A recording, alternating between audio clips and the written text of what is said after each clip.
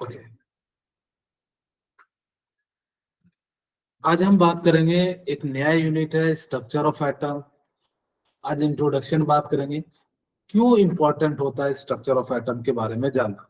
आज आप लोगों को सिखाऊंगा, ठीक है। ऑब्जेक्टिव रहेगा we learn about the discovery of electron. सबसे पहले अगर मैं बात करूं कि क्यों जरूरत पड़ रहा है कि हम किसी भी चीज के अंदर का जाने, तो मैं आपको एक एग्जांपल के रूप में समझाने का प्रयास करता हूं कि अगर आप जितने सबसे छोटे पार्टिकल का बारे में जानेंगे तो आप ना उतने अच्छे से उसके बारे में जानेंगे। जैसे मैं कहूं कि आप किसी फ्रेंड की हर छोटी छोटी बात को जानते हैं तो आप उसको भली भांति जानते होंगे कि उसका नेचर कैसा है, वो क्या क्या करेगा या क्या क्या कर सकता है। लेकिन अगर आप उसको दूर से ही एनालाइज करोगे तो आप उनकी सारी प्रॉपर्टीज के बारे में नहीं जान पाओगे, ठीक है। अगर इस सारी प्रॉपर्टीज के बारे में नहीं जान पाओगे तो इसीलिए आपको क्या करना पड़ेगा, छोटे से छोटे पार्टिकल के बारे में जानना पड़ेगा।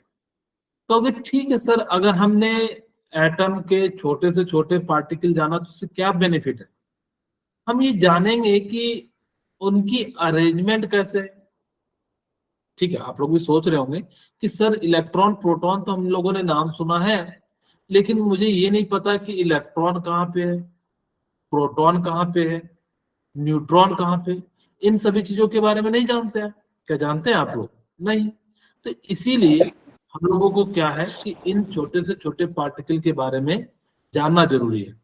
कहोगे सर इससे बेनिफिट होगा क्या? हाँ, जैसे एक एग्जांपल के रूप में अगर आपको पता लग जाए कि छोटे से पार्टिकल का शेप कैसा है तो आप क्या कर सकते हैं कि उस टाइप के पार्टिकल को जो है क्या कर सकते हैं, बना सकते हैं। अगर जैसे मान लो कि मुझे, जैसे कि एक एग्जांपल के रूप में, मुझे ऐसा टैंक चाहिए जो किसी से भी नहीं, कोई भी जो है एंटी माइंस जो है बिछाया रहते हैं, जिससे ब्लास्ट किया जाए तो उससे भी ना टूटे। तो हम कैसे जानेंगे? क्योंकि हमें अगर पता लग जाएगा कि सबसे छोटी पार्टिकल से वो इतना मजबूत है तो वो क्या हो जाएगा कि उनकी सारी प्रॉपर्टीज के बारे में जान जाएगा। जैसे आप लोगों ने भी देखा होगा कि हम लोग क्या करते हैं, सेल के बारे में जानने का प्रयास करते हैं, ठीक है। जैसे कि आप लोगों ने देखा होगा कि हमारी बॉडी जो है किस चीज से बनी है, सेल से। तो हम लोग ना ज्यादा से ज्यादा चीजें जो है ना सेल के बारे में स्टडी करने का प्रयास करते हैं।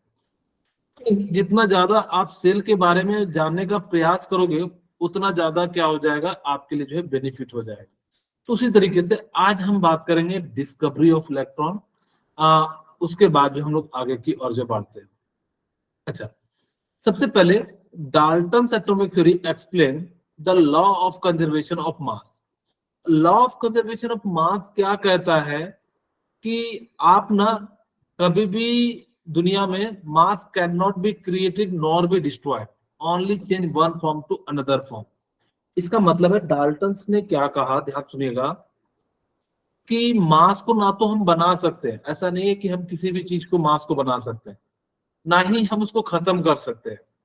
बस हम लोग क्या करते हैं, एक फॉर्म से दूसरे फॉर्म में क्या करते हैं, चेंज करते रहते हैं। अब एक बच्चा मुझसे पूछता है, हाँ जी कुछ पूछ रहे हैं रुचि का। No okay, sir. ठीक है। आप लोग में से एक बच्चा मुझसे पूछेगा कि सर आप कैसे कह रहे हो, देखो सर हमारी बॉडी की हाइट बढ़ गई, वेट बढ़ गया, यहाँ तो मास बढ़ गया, कैसे बढ़ा? तो कहोगे कि सर क्या ये law of conservation mass follow नहीं कर रहे क्या? नहीं, एक्चुअली हम लोग क्या कर रहे हैं, बाहर से कार्बन, ऑक्सीजन, नाइट्रोजन, फ्लोरीन, ये जो भी चीजें, कैल्शियम, ये सारी चीजें जो है ले रहे हैं, वही हमारी बॉडी में क्या हो रहा है, यानी कि लग रहा है, जिस कारण से आपकी बॉडी का मास बढ़ रहा है। अगर आपने बाहर से वो चीजें नहीं लोगे तो आपका वेट जो है नहीं बढ़ेगा, ठीक है। इसी कारण से कहता है कि दुनिया में आप ना तो मास को बना सकते हो, ना ही क्या कर सकते हो, डिस्ट्रॉय कर सकते हो। वो आप क्या कर सकते हो, एक फॉर्म से दूसरे फॉर्म में चेंज कर सकते हो। इसीलिए कहा जाता है कि अर्थ का जो मास है वो हमेशा फिक्स होगा, ठीक है। ऐसा नहीं है कि आप जनसंख्या बढ़ गई तो जिस कारण से जो है जहां पे घूम रहा होगा, अब इतने सारे लोग रह रहे हैं जिस कारण से नीचे की ओर शिफ्ट हो जाएगा, नहीं। वो क्या होंगे, कि एक फिक्स, यानी कि मैंने बताया कि मास को ना तो आप बना सकते हो ना ही डिस्ट्रॉय कर सकते हो, only change one form to another form. वही डाल्टन्स ने यही बात कहा कि the law of conservation of mass, ठीक है, law of constant composition and law of multiple proportion very successfully. इन्होंने इन सभी के बारे में बताया कि law of conservation of mass होता है, यानी कि law of conservation of mass का मतलब क्या हो जाता है, mass of reactant is equal to mass of product. यानी कि कोई भी एलिमेंट होगा, मैं भी आपको सबको समझाऊंगा भी एक एक करके तो उसके बाद जो है ये हो जाता है। And law of multiple proportion are very successfully. इन सभी चीजों को जो है क्या किया इन्होंने, जो एक्सप्लेन किया, but failed to explain the result of many experiments like generation of electricity when glass or ebonite rubbed with the silk or fur. Further modern research has shown that the atom is not individual but can be broken. अगर मैं बात करूं, पहले के लोग जो ना मानते थे कि एटम्स आर इंडिविजुअल, यानी कि अनब्रेकेबल, यानी कि जिसको आप जो है तोड़ नहीं सकते हैं। जब आप जिस चीज को तोड़ नहीं सकते उसको हम लोग क्या कहते हैं, इंडिविजुअल। लेकिन बहुत सारी चीजों को ना एक्सप्लेन नहीं कर पा रहे, जैसे क्यों इलेक्ट्रिसिटी फ्लो हो रहा है। आप लोग भी सोच रहे हो कि हाँ सर सही बात है कि ऐसा क्या चीज है जिस कारण से तेजी से इलेक्ट्रॉन फ्लो हो रहा है। जैसे आप बल्ब स्विच जलाते हो तो आपका बल्ब जो है ऑन हो जाता है। तो इसी कारण से क्या हो जाता है कि इन सब चीज को जो है एक्सप्लेन नहीं कर पा रहे थे ये सारे लॉ। तो हमें क्या करना पड़ा, फर्दर रिसर्च करना पड़ा। और फिर हमने क्या करा कि देखा कि एटम के बारे में जानना था, क्योंकि इलेक्ट्रॉन प्रोटॉन के बारे में। तो हम लोगों ने क्या करा, इन चीजों पे स्टडी करना शुरू कर दिया। आप सभी को पता होगा कि जो एटम है वो तीन चीजों से बने होते हैं। एटम कितने चीजों से बने होते हैं, सर तीन। क्या क्या नाम होता है? Protons, electrons and neutron. Proton, neutron and electron, electron. Proton and neutron. ठीक है, very good. Electron, proton and neutron. वैसे ऐसा नहीं है कि सिर्फ इन्हीं तीन पार्टिकल से बने हैं, और भी बहुत सारे पार्टिकल्स हैं, ठीक है। अब जैसे आइसो न्यूट्रिनो, ठीक है, आइसो प्रोटीनो, quarks, up quark, boson, up quark, ये टोटल 12 पार्टिकल है। लेकिन हमें जो पढ़ना है वो सिर्फ किसके बारे में पढ़ना है, तीन ही के बारे में पढ़ना है, ठीक है। यानी कि जो भी एटम होंगे वो इन्हीं तीन चीजों से बने होते हैं। कोई भी एटम हो, आपकी बॉडी के अंदर जो है क्या पाया जाता है, इलेक्ट्रॉन, प्रोटॉन एंड न्यूट्रॉन। अच्छा यार सॉरी, न्यूट्रॉन होगा, ठीक है। तो इन्हीं तीन पार्टिकल से क्या होते हैं, आपके जो है पार्टिकल्स जो है बने होते हैं, ठीक है। इलेक्ट्रॉन, प्रोटॉन्स एंड जो है न्यूट्रॉन से बने होते हैं। कोई भी संसार में जितने भी ऑब्जेक्ट हैं, अगर मैं फंडामेंटल की बात करूं तो इलेक्ट्रॉन, प्रोटॉन, न्यूट्रॉन से बने हैं। आप कुछ भी देख लीजिए, आपका मोबाइल कार्बन का बना होगा, सिलिकॉन का बना होगा, या और भी जो भी मेटल से बने होंगे, तो उसमें क्या है, इलेक्ट्रॉन, प्रोटॉन एंड न्यूट्रॉन है। तो यही कहता है कि दुनिया में जो भी चीजें बनी हैं वो सभी के सभी किससे बनी है, इलेक्ट्रॉन, प्रोटॉन और न्यूट्रॉन से। बस इनके अरेंजमेंट के कारण उनकी प्रॉपर्टीज क्या हो जाती है, डिफरेंट हो जाती है। किसी को कुछ पूछना है?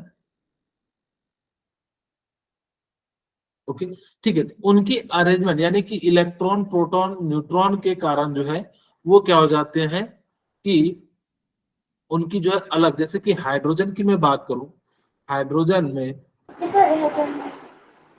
Sorry, sir 1। हाँ वेरी गुड, 2 and 4 होता है, ठीक है, वेरी गुड। अब देखिए यहाँ भी प्रोटॉन है, यहाँ भी प्रोटॉन है, यहाँ भी इलेक्ट्रॉन है, यहाँ भी इलेक्ट्रॉन है, बट इसकी प्रॉपर्टीज अलग एनवायरनमेंट होती डे की ड्राइंग का कंपटीशन का था। है। रुचिका म्यूट कर लीजिए। तो बोलो सर किताब आ रहा है।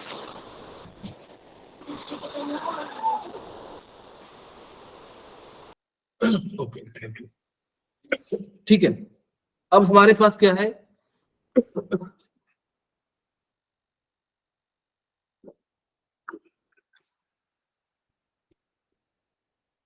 ठीक है, यहाँ पे प्रोटॉन है, इलेक्ट्रॉन है। अब मुझे बताइए कि जब सभी चीज में प्रोटॉन, इलेक्ट्रॉन से बना है, जैसे मैं कहूँ कि सभी का बॉडी तो सेल से बना है, हमारा बॉडी या किसी और भी व्यक्ति का बॉडी, चाहे मैंने राम का ले लिया चाहे श्याम का ले लिया, क्या तीनों का फंक्शन जो है सेम होगा या डिफरेंट होगा? डिफरेंट होगा, सर क्योंकि उनकी अरेंजमेंट पर डिपेंड करता है। किसी का हाइट हो सकता है ज्यादा हो, किसी का हाइट कम हो सकता है। तो उसी तरीके से यहाँ पे प्रोटॉन इलेक्ट्रॉन से तो बने होते हैं, लेकिन नंबर ऑफ प्रोटॉन और इलेक्ट्रॉन पे डिपेंड करता है इनकी प्रॉपर्टीज क्या होगी। ठीक है, तो इस प्रकार से हम लोग क्या कर सकते हैं, यहाँ पे जो है इन सभी चीजों को जो है हम लोग क्या करेंगे, लिख सकते हैं। ठीक है, तो उनके अरेंजमेंट के कारण, यानी कि इलेक्ट्रॉन प्रोटॉन और न्यूट्रॉन के अरेंजमेंट के कारण उनकी जो प्रॉपर्टीज होती है वो क्या हो जाती है, डिफरेंट हो जाती है। ठीक है, ओके। अब देखो डाल्टन्स ने क्या कहा, डाल्टन थ्योरी के बारे में बात करते हैं कि इन्होंने कहा matter is made up of small individual particle called atom. उस समय उन्होंने कहा कि एटम को हम तो ना तो डिस्ट्रॉय सॉरी जो है ना तोड़ नहीं सकते। आपके एग्जाम में आएगा right that 3 points of Dalton's atomic theory, तो आप क्या कहिएगा, पहला point, matter is made up of small individual particle, यानी कि जितने भी मैटर हैं उनको आप तोड़ नहीं सकते, जो एटम है उनको तोड़ नहीं सकते।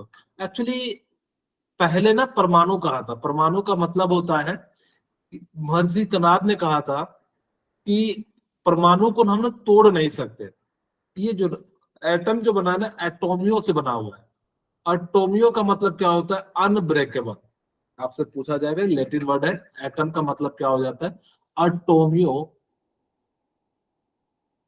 और एटोमियो का मतलब क्या हो जाता है कि जिसका जो है अनब्रेकेबल, मैं यहाँ लिख भी देता हूं, इसका मतलब क्या हो जाता है, अनब्रेकेबल।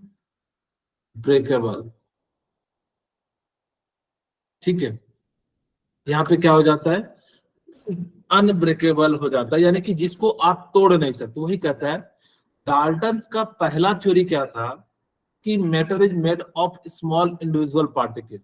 ठीक है, यानी कि जो मैटर है उसको आप तोड़ नहीं सकते। अब कोई कहेगा कि सर मैं पत्थर मार के तोड़ सकता हूँ कि एटम को, नहीं, उस समय के अनुसार से आप किसी भी तरीके से एटम को नहीं तोड़ सकते थे। लेकिन मैं आपसे कहूं, क्या आज हम तोड़ सकते हैं क्या? बिल्कुल।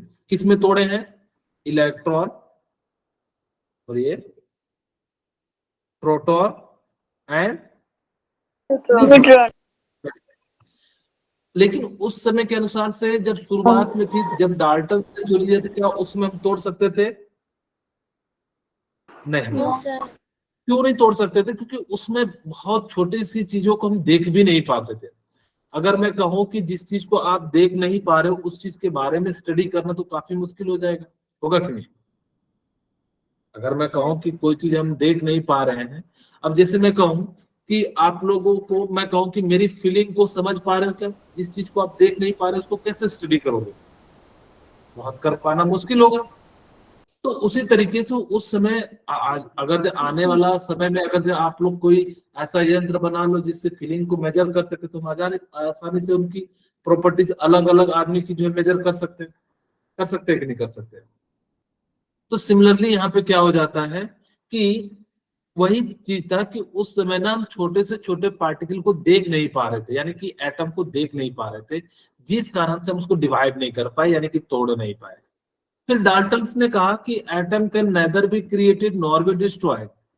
इसका मतलब है ना तो हम, आपसे एक क्वेश्चन पूछा जाएगा कि अगर हम लोग क्या कर रहे हैं कि इस अर्थ पे हम लगातार, जैसे कि मान लेते हैं कि सडनली जो हमने क्या करा कि जो है 140 करोड़ से 200 करोड़ लोग हो गए।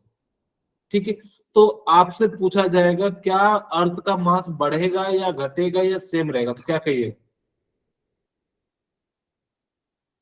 बढ़ेगा। नहीं, सेम रहेगा।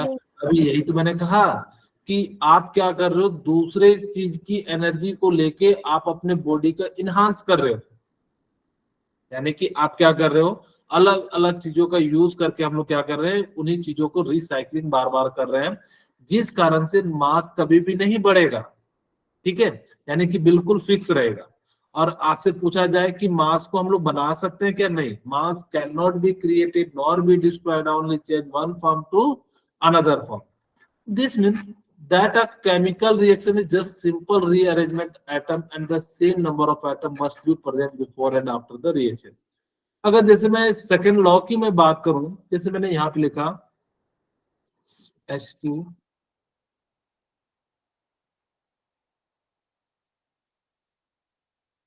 प्लस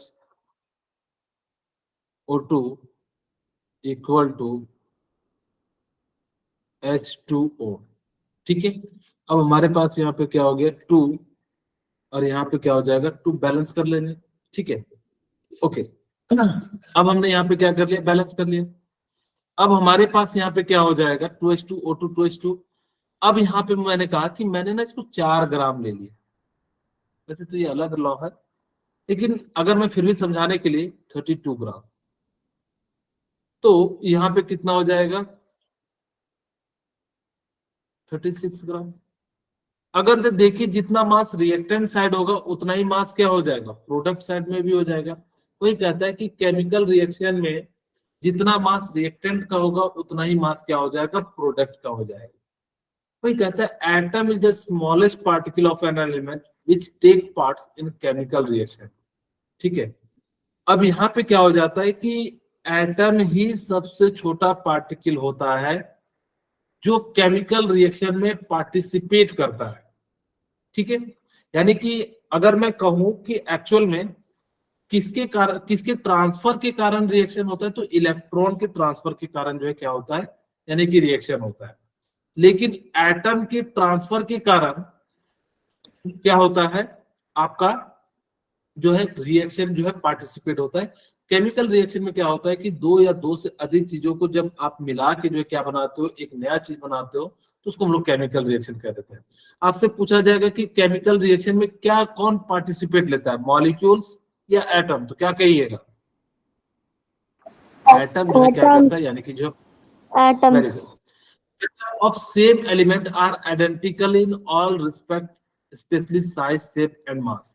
कहता है कि आप कहीं का भी सेम एटम ले लो, चाहे H2O का हाइड्रोजन ले लीजिए, चाहे आप HCl का हाइड्रोजन ले लीजिए, कहीं का भी ले लीजिए, तो इनका सेम साइज मास जो होगा बिल्कुल क्या हो जाएगा, सेम हो जाएगा। ध्यान रखिएगा कि अगर मैं बात करूं कि अगर आपने हाइड्रोजन और इसका जो है लिया, तो दोनों का क्या हो जाएगा कि यहाँ पे आपका सेम साइज मास एंड जो भी है सारी चीजें क्या हो जाएंगी, सिमिलर हो जाएगी, ठीक है। इनकी प्रॉपर्टीज भी चेंज हो जाती है अगर ये सिमिलर एलिमेंट है।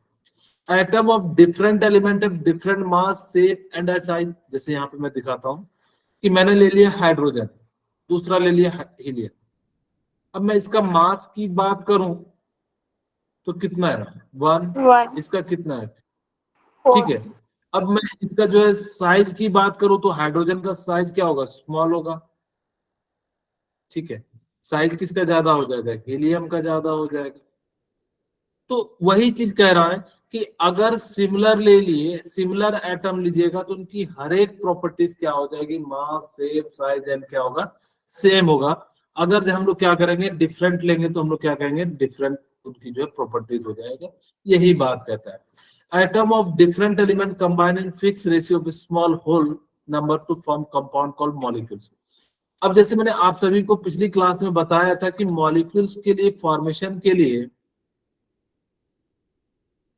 आपको मैंने कहा था कि जैसे H2O है तो ये फिक्स रेशियो में बनेगा 1:8। आप लोगों को ने निकाला भी था, जैसे एक बार फिर से निकाल के भी बता देते हैं।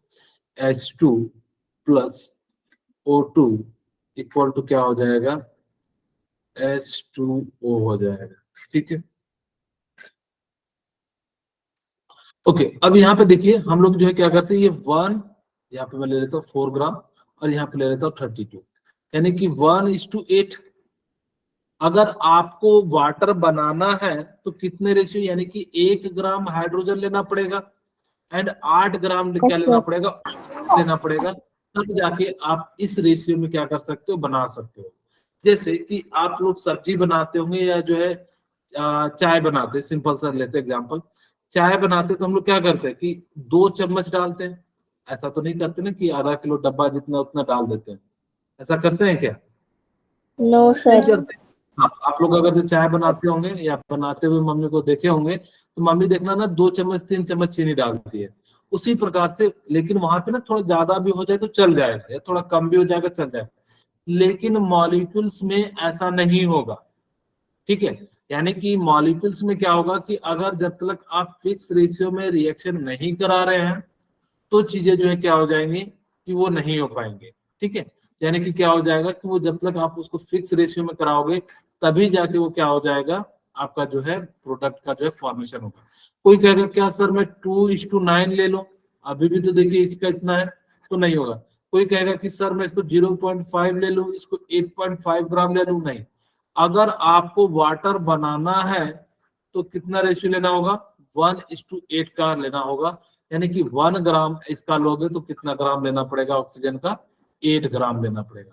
मैंने आप लोगों को एक बात बताई थी कि H2 और 2H में क्या अंतर है, इनको पता है H2 और 2H में क्या अंतर है? मैंने आप लोगों को बताया था ये क्या है, मॉलिक्यूल्स है। इसका मतलब है कि हाइड्रोजन के 2 एटम ने मिलकर मॉलिक्यूल्स बना लिया, जबकि यहाँ पे क्या है, 2 हाइड्रोजन एटम। ठीक है, ये क्या है, 2 हाइड्रोजन एटम है। तो इस प्रकार से हम लोग क्या कर सकते हैं कि इसके लिए हम लोग क्या करेंगे, आपका जो है निकाल सकते हो। ये क्या आप लोगों को मैंने स्ट्रक्चर ऑफ उसमें भी बताया था, मोल कॉन्सेप्ट में। आप लोगों को मैंने कहा था N2 N में क्या अंतर है, अब मुझे बताइए क्या अंतर होगा। फिर N2 N, में 2 हाँ, मॉलिक्यूल था। यानी कि यहाँ पे क्या है, 2 नाइट्रोजन जो है क्या कर रहा है, एक मॉलिक्यूल्स का फॉर्मेशन कर रहा है, जबकि यहाँ पे क्या हो जाएगा, एटम 2 nitrogen atom. 2 नाइट्रोजन है। Nitrogen atoms. वेरी गुड, यहाँ पे क्या हो जाएगा, 2 नाइट्रोजन एटम हो जाएगा। ठीक है, तो इस प्रकार से हम लोग क्या कर सकते हैं, इसका जो है निकाल सकते हैं। ओके, अब देखिए, अब आप लोगों को मैं पहले अपने तरीके से समझाऊंगा, फिर चीजें जो है आप लोगों को समझ में आ जाएंगी सारी चीजें। हम डिस्कवरी ऑफ इलेक्ट्रॉन की बात कर रहे हैं। हमने यहाँ पे क्या ले लिया, कुछ इस प्रकार से जो है यहाँ पे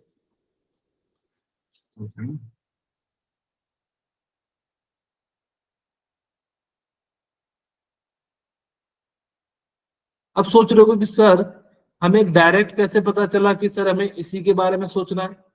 तो एक्चुअली क्या था ना, उस समय ना बहुत सारे इलेक्ट्रिसिटी की डिस्कवरी हो चुकी थी, जिसमें इलेक्ट्रॉन की डिस्कवरी की हम बात कर रहे हैं। तो उस समय क्या हुआ था ना कि इलेक्ट्रिसिटी की डिस्कवरी हो चुकी थी, और जब इलेक्ट्रिसिटी की डिस्कवरी हो चुकी थी तो अब लोगों ने अलग अलग तरीके से एक्सपेरिमेंट। मैंने आपसे एक क्वेश्चन पूछता हूँ, ध्यान से सुनिएगा, मुझे बताइएगा। आप सभी ने ये जरूर देखा होगा कि इलेक्ट्रिसिटी को फॉलो करने के लिए उसको मीडियम की जरूरत होती है, वायर होता है, good yes sir. Conductor. Yes, sir.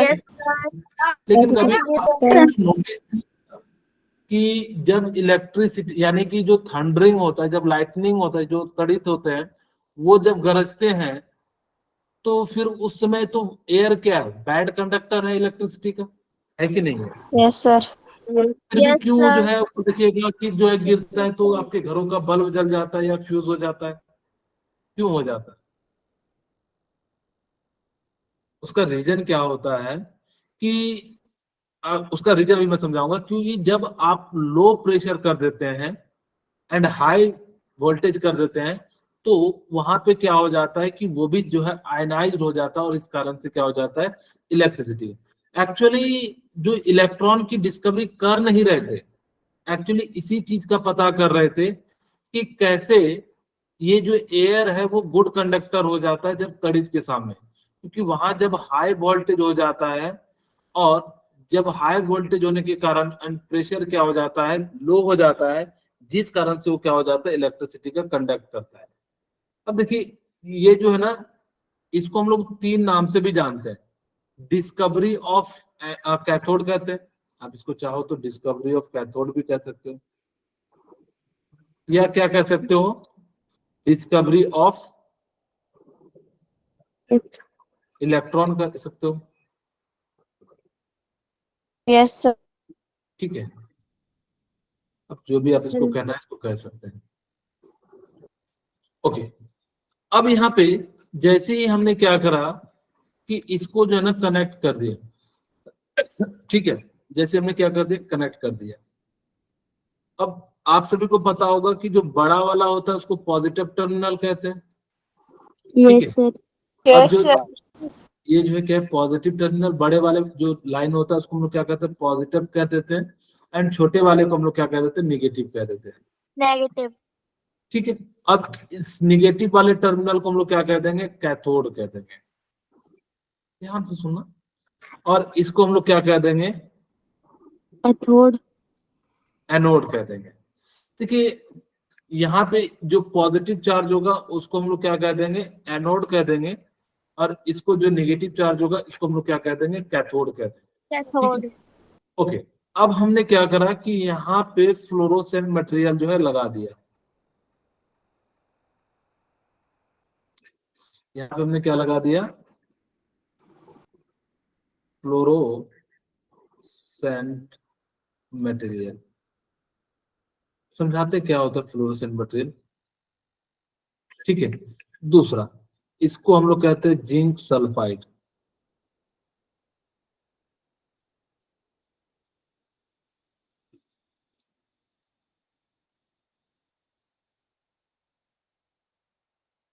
ठीक है, इसको हम लोग क्या कह देते हैं, जिंक सल्फाइड कह देते हैं, ओके। अब हमारे पास यहाँ पे क्या हो जाता है कि जैसे फ्लोरोसेंट मटेरियल हो गया, फ्लोरोसेंट मटेरियल का काम क्या होता है, जैसे ही लाइट पड़ता है ना वो चमक जाता है। तो सर कैसे, आप लोगों ने देखा होगा साइकिल के पीछे लगा रहता है रेड कलर का तिकोना, Yes, sir. जैसे क्या होता है कि आप देखिएगा क्यों लगाया जाता है, पहले गाड़ियों में भी लगाया जाता था, लाइट जैसे ही पड़े तो वो क्या करते हैं, चमक जाए। कहोगे सर, बहुत सारे बच्चे कहेंगे सर अभी भी क्लिक नहीं हुआ। अब देखिए आप लोगों ने रोड पे चलते हुए देखा होगा बिलासपुर 50 किलोमीटर, ऐसा देखा है, जरूर देखा होगा कि बिलासपुर Yes. नहीं तो जो बड़े बड़े बोर्ड जो है ग्रीन कलर के बोर्ड लगे रहते हैं, आप लोगों ने नहीं देखा है रोड पे, हाँ Sir, देखें. हाँ। तो देखिएगा क्या उसमें लाइट लगा रहता है क्या, नहीं लगा रहता है।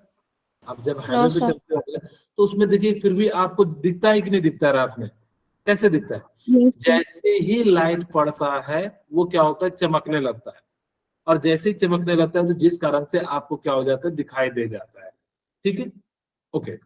Yes, sir.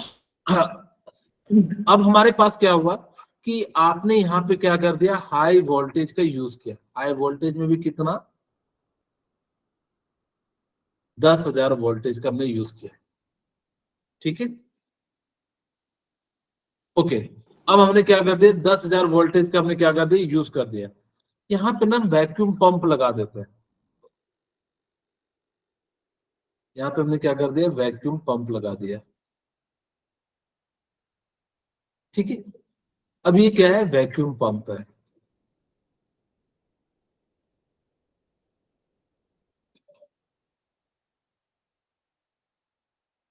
ओके। अब जैसे ये क्या है, इलेक्ट्रोड है, किसी मेटल का हमने क्या ले लिया, इलेक्ट्रोड ले लिया। अब ध्यान से सुनना कि जब जैसे ही हमने इसको हाई वोल्टेज दिया, जब किसी को ज्यादा एनर्जी देंगे तो वो क्या करता है ना, अपना कुछ इलेक्ट्रॉन को इजेक्ट करता है, और जैसे ही इलेक्ट्रॉन को इजेक्ट करता है तो वो इस डायरेक्शन में जा रहा होगा। मैं आपको बहुत सारे क्वेश्चन पूछूंगा। अच्छा, इसका प्रेशर कितना रखना है, प्रेशर कम करके 10⁻³ mm ऑफ Hg। मुझे बता देना अगर कोई पॉइंट ना समझ में आए तो, बिल्कुल धीरे धीरे चल रहा हूँ ताकि कि आपको सारी चीजें समझ में आ जाए, ओके। अब देखिए जैसे ही वोल्टेज दिए तो यहाँ पे हाई वोल्टेज, तो ये क्या करेगा, इलेक्ट्रॉन इजेक्ट करेगा, और इलेक्ट्रॉन इजेक्ट करेगा तो कुछ Sir. इस डायरेक्शन में चलेगा, ठीक है। अब जैसे ही Yes, sir. चलेगा तो यहाँ पे क्या हो जाएगा कि जाएगा और यहाँ पे टकराएगा, ग्लो करेगा, तो आपको पता लग जाएगा क्या है। अब ये पार्टिकल कहाँ से निकल रहे थे, कैथोड से, इसीलिए इसका नाम क्या पड़ गया, sir cathode, Cathode. Cathode. Cathode. ठीक है, इसीलिए हम लोग क्या पड़ गया नाम इसका, कैथोड रेज नाम पड़ गया। ठीक है, अब इसका जो हम लोग क्या कर दिए, क्यों नाम पड़ा, क्योंकि कहां से निकल रहा है, कैथोड रेज। अब आप कहोगे सर वैक्यूम पंप का काम क्या है। पहले तो सबसे पहले यही समझोगे कि सर वैक्यूम पंप का काम क्या है। वैक्यूम पंप क्या करता है कि उसके अंदर की डेंसिटी को कम कर देता है। कैसे कम कर देता है, उसके अंदर जो पार्टिकल्स हैं उसको निकाल देता है। जैसे मान लीजिए आपकी क्लास की स्ट्रेंथ है 50 बच्चे, ठीक है, अब मैंने क्या करा कि 20 बच्चे को निकाल दिया, तो क्लास की डेंसिटी क्या हो जाएगी, कम हो जाएगी। ठीक है, अगर जो उसी तरीके से यहां भी क्या करेंगे,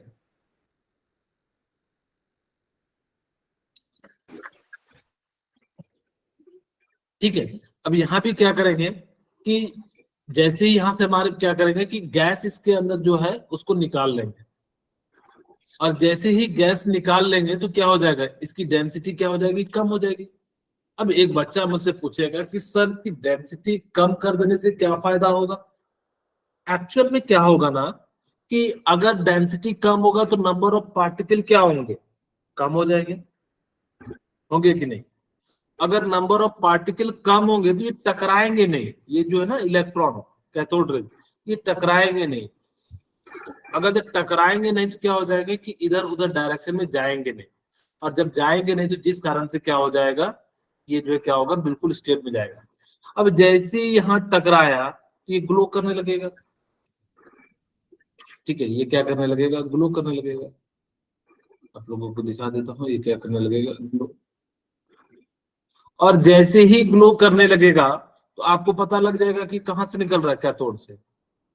अब एक बच्चा मुझसे पूछा, ठीक है सर हमने यहां से डेंसिटी कम कर दिया, प्रेशर कम क्यों किया। आप लोग भी सोच रहे होंगे कि सर सही कह रहे हो कि प्रेशर कम क्यों किए। प्रेशर कम इसलिए किए ताकि कि उनके अंदर जो पार्टिकल्स हैं वो आपस में कोलिजन ना कर सके, क्योंकि जितना कम प्रेशर होगा यानी कि पार्टिकल्स क्या हो जाएंगे, उतने जो है एकदम बिल्कुल क्या हो जाएंगे, यानी कि जो है प्रेशर बहुत कम कर दिया, यानी कि दूर दूर हो जाएंगे, और दूर दूर हो जाएंगे तो जिस कारण से क्या हो जाएगा कि आसानी से पास हो जाएगा। ठीक है, अब कहोगे सर आपने जब हाई वोल्टेज दिया तो एनोड से भी तो इलेक्ट्रॉन निकल सकते थे। आप लोग बोल रहे होंगे कि हाँ सर सही कह रहे हो कि एनोड से भी क्या हो सकते थे, इलेक्ट्रॉन निकल सकते थे। फिर आपने कैथोड से ही क्यों निकाला, क्योंकि यहां से निकालने के लिए आपको बहुत ज्यादा एनर्जी चाहिए। इस बेचारे के पास पहले ही इलेक्ट्रॉन की कमी है। अगर इसके पास पहले से ही इलेक्ट्रॉन की कमी है तो मुझे बताइए क्या यहाँ से इलेक्ट्रॉन निकालना आसान होगा क्या, नहीं होगा। इसी कारण से कहां से इलेक्ट्रॉन निकलता है, कैथोड से निकलता है। अब कहोगे सर आपको कैसे पता चला कि स्ट्रेट लाइन में ही चल रहा है। आप लोग भी कहोगे हाँ सर आपको कैसे पता चला कि ये कैसे चल रहा है, स्ट्रेट लाइन में चल रहा है। तो इसके लिए हम लोग देखिए क्या करते हैं, आपको एक छोटा सा मैं तरीका समझाता हूँ कि कैसे पता चला कि ये जो है, हाँ जी बोलिए कुछ पूछना है तो। ठीक है, कि अब हमें जो है कैसे पता चलेगा कि स्ट्रेट लाइन में चल रहा है। थोड़ा सा अच्छे से बना देता हूँ।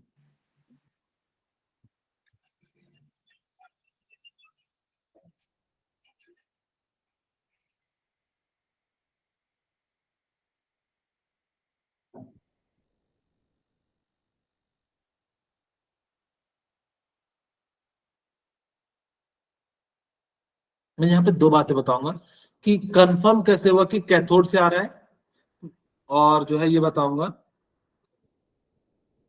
कि कैसे पता चला कि स्ट्रेट लाइन में आ रहा है।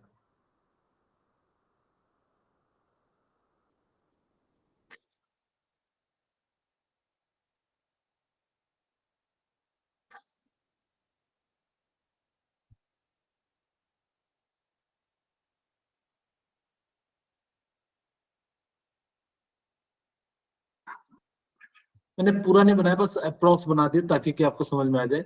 इसको हम लोग कैथोड कहते हैं,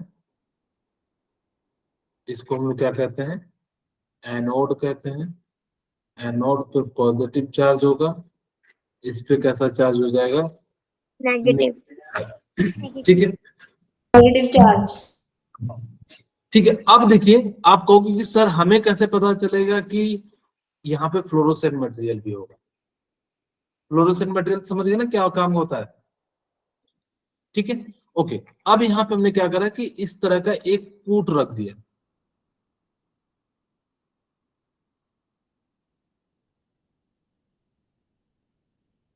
ठीक है।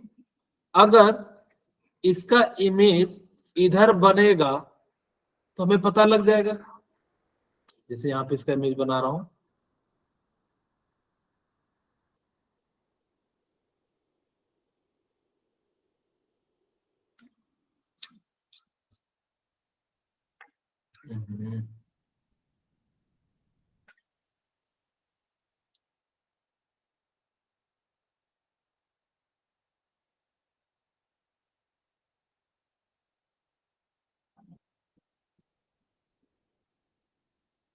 ठीक है। ओके, आप यहाँ पे ध्यान से देखिएगा कि आपने क्या करा कि जैसे यहां से लाइट पड़ रहा होगा, जैसे आप लोग ने ध्यान दीजिएगा कि अगर मैं इस डायरेक्शन में खड़ा हूं मेरा इमेज कहाँ बनेगा, पीछे, अगर जो लाइट से इधर आ रहा है। लेकिन अगर जो लाइट पीछे से आएगा तो मेरा जो इमेज है वो किधर बनेगा, सामने की ओर बनेगा। आप लोग अपने घर में देख लीजिए कि आपका अगर जैसे ही क्या हो जाएंगे कि उसके अपोजिट में खड़े होंगे तो आपका जो इमेज वैसे ही बनेगा। इसका मतलब है कि वो कैसे हो जा रहे हो, इस डायरेक्शन में आ रहे होंगे, ठीक है। ओके, तो इस डायरेक्शन में जा रहे हैं तो इससे हमें ये पता लगे कि क्या है कि जो रेज है वो कहां से निकल रही है। इससे हमें क्या पता लगा कि कैथोड रेज, सारे को एक ही पॉइंट में लिख दूंगा, दोनों डाल्टन्स, और नेक्स्ट क्लास में जो हम लोग बात करेंगे डाल्टन्स के सारे मैं अपने सिंपल तरीके में लिखा दूंगा। Cathode rays are generate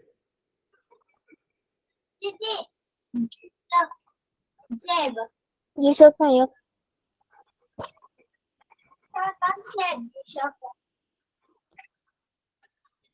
Ôi, chị kể G-Shock này mình có được được không làm nào?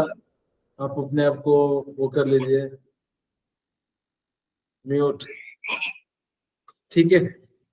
Okay, यहाँ पे क्या होगा, cathode rays are generated from the cathode terminal. आपसे कोई पूछेगा Muang. Ay, sino? अरे मोनिका, कैसे हो जा रहा है आपका मोनिका?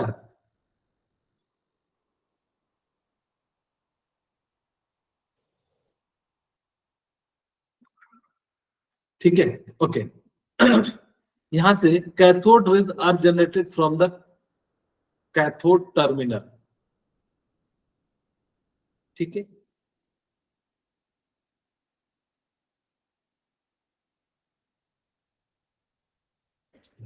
ओके, अब ये कैसे पता लगा कि कैथोड से जनरेट हो रहा है, हमने यहाँ पे क्या रखा, कोई भी एक ऑब्स्टेकल रख दिया। अगर वो जो रखेंगे तो उसका इमेज क्या होगा कि अपोजिट साइड बनेगा। अगर कहोगे कि सर हो सकता था कि यहीं से जो है, आपको कहेगा कि अगर इधर से निकलता तो इसका इमेज किधर बनता है, इधर बनता है। इसी कारण से हमने क्या करा कि जो है कैथोड रे जो है कहां से निकल रहा है, इस प्रकार से निकल रहा है। अब एक बच्चा मेरे से पूछेगा कि ठीक है आपने ये तो समझा दिया कि सर कि कैथोड रेज जो है कैथोड से निकल रहे हैं, लेकिन आप कैसे पता लगाए कि जो है ये स्ट्रेट लाइन में जा रहा है। तो हमने क्या करा कि यहाँ पे एक बार फिर से मैं बनाता हूँ, तो कितनी बार बना रहे हो, आपको समझाने के लिए बना रहा हूँ, नहीं तो मैं एक में समझाऊंगा तो फिर आपको दिक्कत हो जाएगा।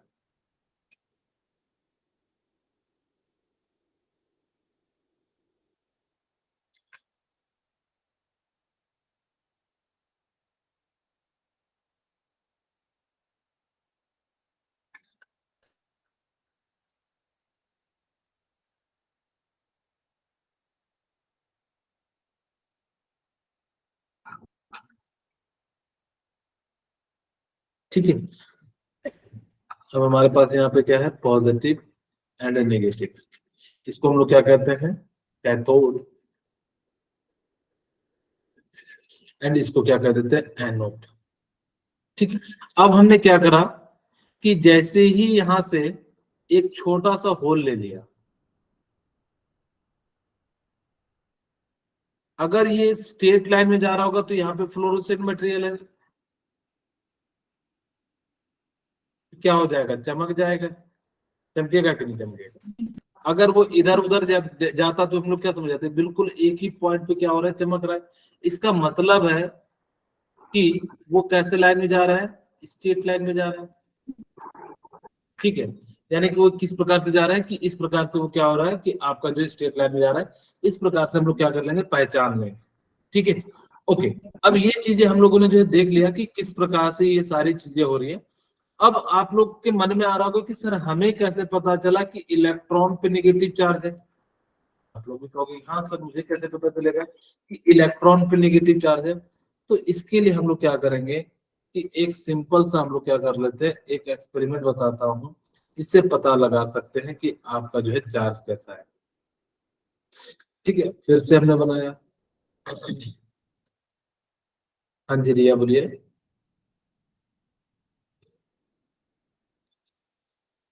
सर गलती से हो गया था ना एंड्रेस। ठीक है, ये क्या है, पॉजिटिव है, ये नेगेटिव है, इसको हम लोग कैथोड कहेंगे।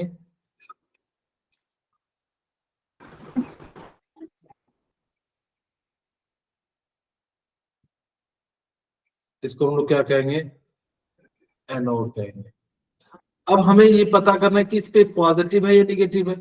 हमने क्या करा कि इन रेज के बीच में ना पॉजिटिव एंड निगेटिव टर्मिनल को लेके आए। ठीक है, हमने यहाँ पे पॉजिटिव रखा और यहाँ पे क्या रख दिया, निगेटिव रख दिया। अगर इस पे पॉजिटिव चार्ज होगा, इस रेस पे अगर पॉजिटिव चार्ज होगा तो किधर की ओर झुक जाएगा, नेगेटिव की ओर। और अगर इस पे नेगेटिव चार्ज होगा तो किधर की ओर झुक जाएगा, पॉजिटिव की ओर। देखा भी गया कि कुछ ना डेविएट हो गया इस प्रकार से। तो इस प्रकार से हमें क्या पता लगा कि कैथोड पे कैसा चार्ज है, निगेटिव चार्ज है। मैं यहां से लिख सकता हूं कैथोड है निगेटिव चार्ज। अब आप लोगों के मन में आएगा कि सर हमें कैसे पता चला कि इसके अंदर मास कितना है।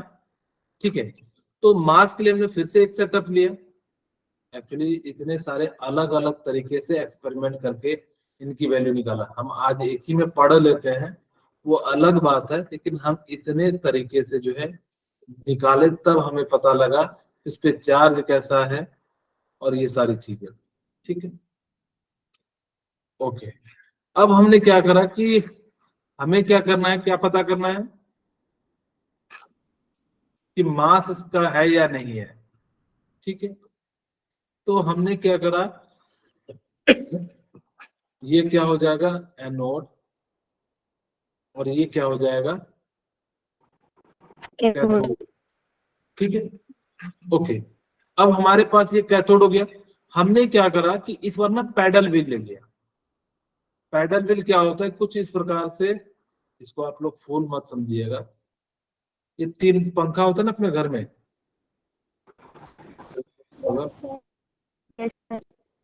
ठीक है। अब उसी पंखा को ले लिया। अब अगर इसके पास मास होगा, बहुत ही लाइट होता है, बहुत हल्के होते हैं।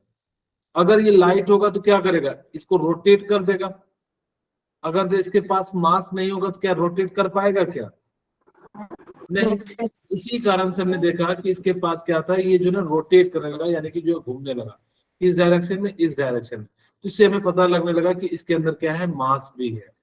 अगर हम बात करें सारे पॉइंट्स को एक ही टर्म में समझाएं तो समय, अच्छा इसको जो इलेक्ट्रॉन की डिस्कवरी किसने की थी, J J J J Thomson. Thomson. Very good. Some important points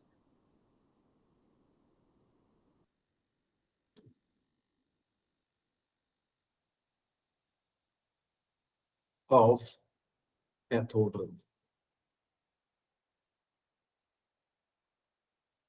पहला, cathode rays are travel in straight line. आप सभी को बताया मैंने। कैथोड रेज कैसे डायरेक्शन में चलता है? Are travel in straight line, ठीक है। वो क्या करेगा? स्ट्रेट लाइन में जो है ट्रेवल करेगा। दूसरा, cathode rays have negative charge, कैसे पता चला? Cathode rays have negative charge, यानी कि इस पे चार्ज कैसा हो जाएगा?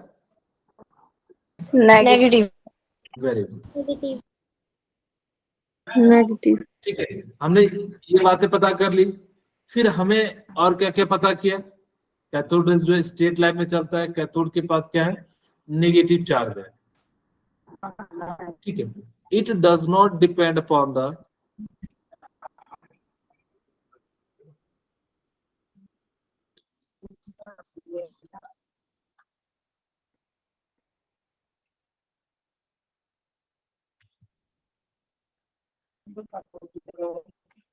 Upon the nature of gas, यानी कि उस ट्यूब में कौन सा गैस भर रहे हो इस पे डिपेंड नहीं कर रहा है, ठीक है। यानी कि आप किस टाइप का गैस भर रहे हो इस पे जो क्या कर रहा है वो डिपेंड नहीं कर रहा है, ठीक है। Okay, it does not depend upon the nature of gas. Okay, अब हम बात करते हैं कि it attract cathode rays are attracted by positive charge,